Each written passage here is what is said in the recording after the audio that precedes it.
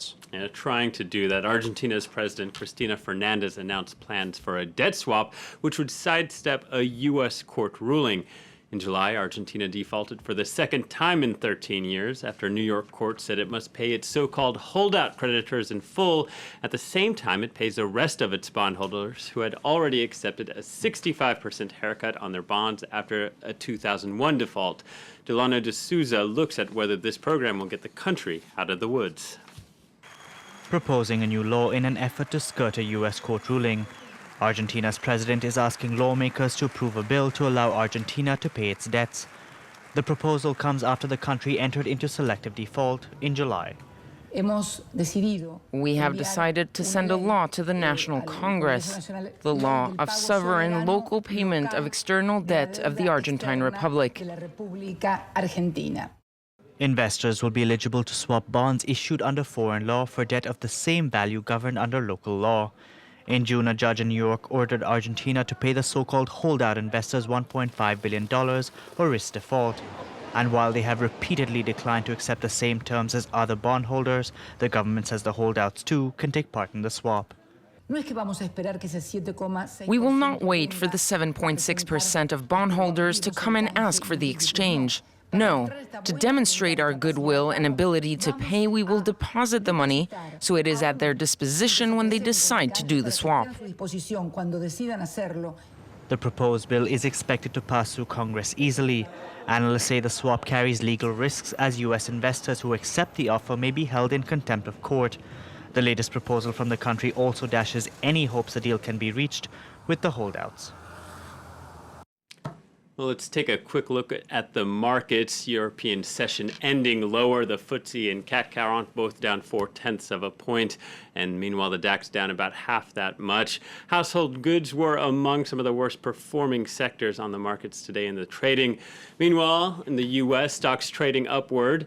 The S&P close to an all-time high. Investors are betting the U.S. Federal Reserve will keep interest rates low. Apple hit a record high earlier today.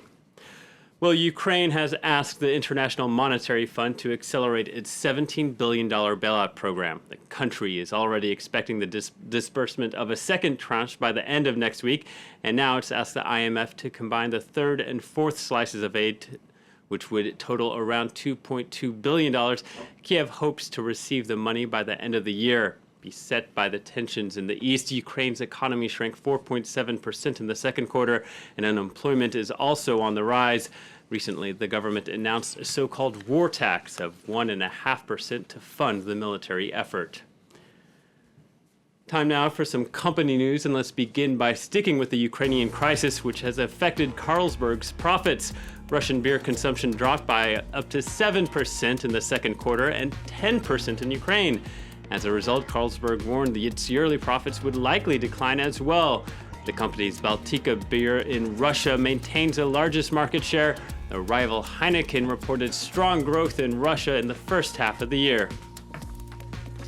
And Citigroup is considering pulling out of retail banking in Japan and refocusing on its commercial and investment banking operations. It's reportedly sounded out as many as 10 other banks about a possible buyout. The U.S. bank has 33 branches in the country. Japan's sinking interest rates have made it hard for foreign banks to compete with well-established domestic players. In recent years, HSBC and Standard Chartered have both pulled out. And a total of 12 Japanese auto parts suppliers have been fined $201 million due to a price-fixing scandal. China's top price regulator confirmed the news Wednesday. The fine is the biggest in China's anti-monopoly authorities have levied so far since it established the law in 2008. Let's take a listen. Our anti-monopoly investigation into such moves is aimed to restore competition that is supposed to exist in the market, and thus protect the interests of auto manufacturers. All right, we're going to have to interrupt business, go straight to Martha's Vineyard, where U.S. President Barack Obama is speaking. Group ISIL. Jim was a journalist, a son, a brother, and a friend. He reported from difficult and dangerous places, bearing witness to the lives of people a world away. He was taken hostage nearly 2 years ago in Syria, and he was courageously reporting at the time on the conflict there. Jim was taken from us in an act of violence that shocks the conscience of the entire world. He was 40 years old, one of 5 siblings, the son of a mom and dad who worked tirelessly for his release.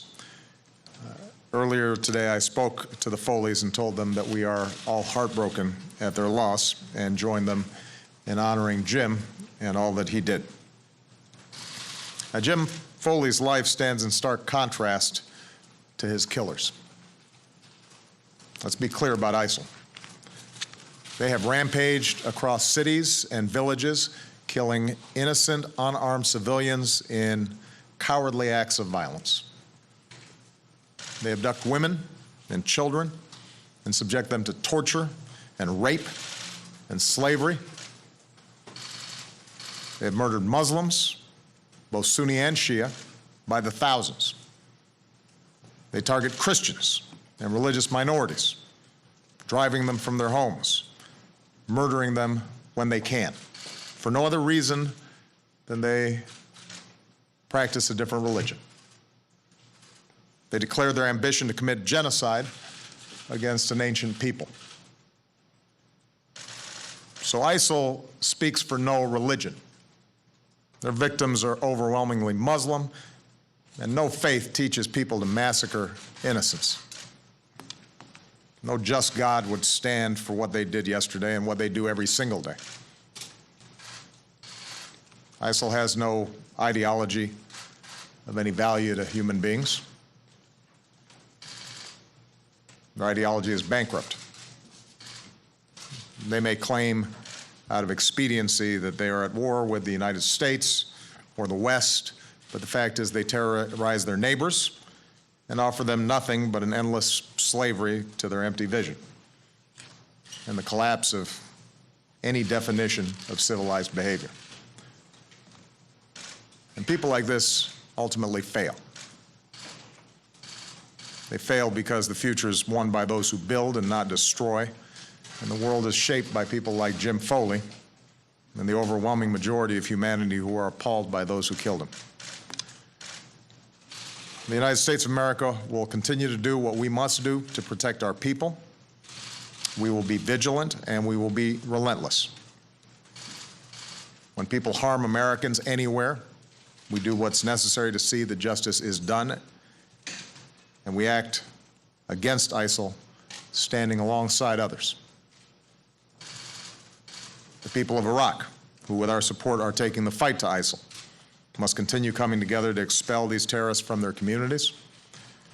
The people of Syria, whose story Jim Foley told, do not deserve to live under the shadow of a tyrant or terrorists. They have our support in their pursuit of a future rooted in dignity. From governments and peoples across the Middle East, there has to be a common effort to extract this cancer so that it does not spread. There has to be a clear rejection of these kind of nihilistic ideologies. One thing we can all agree on is that a group like ISIL has no place in the 21st century. Friends and allies around the world, we share a common security and a common set of values that are rooted in the opposite of what we saw yesterday. And we will continue to confront this hateful terrorism and replace it with a sense of hope and civility. That's what Jim Foley stood for. A man who lived his work, who courageously told the stories of his fellow human beings, and who was liked and loved by friends and family. Today, the American people will all say a prayer for those who love Jim. All of us feel the ache of his absence. All of us mourn his loss. We keep in our prayers those other Americans who are separated from their families. We will do everything that we can to protect our people and the timeless values that we stand for. May God bless and keep Jim's memory, and may God bless the United States of America. All right, remarks there by U.S. President Barack Obama calling for concerted action After the beheading of U.S. reporter James Foley, no just God stands with what ISIL did, said the U.S. president. We're going to have more on that story at the top of the hour. Stay with us. You're watching France 24.